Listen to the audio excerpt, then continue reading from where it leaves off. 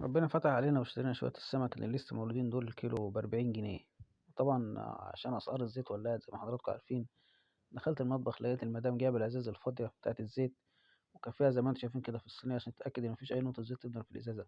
عايزة تصفي الإزازة للآخر، يعني ده اسمه فن إدارة الأزمات عقبال عندكم.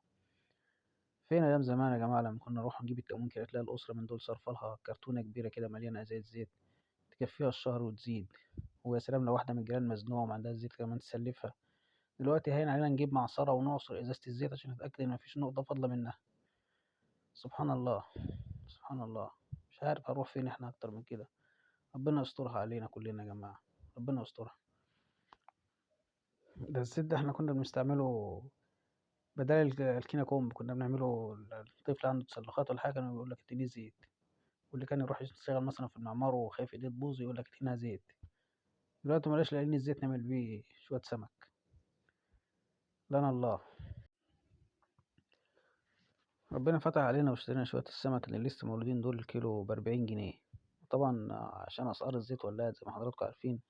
دخلت المطبخ لقيت المدام جايبة الأزازة الفاضية بتاعة الزيت، وكان فيها زي ما انتوا شايفين كده في الصينية عشان تتأكد إن مفيش أي نقطة زيت تفضل في الإزازة.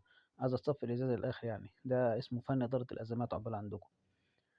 فين أيام زمان يا جماعة لما كنا نروح نجيب التموين كده تلاقي الأسرة من دول صرفالها كرتونة كبيرة كده مليانة أزايز زيت تكفيها الشهر وتزيد.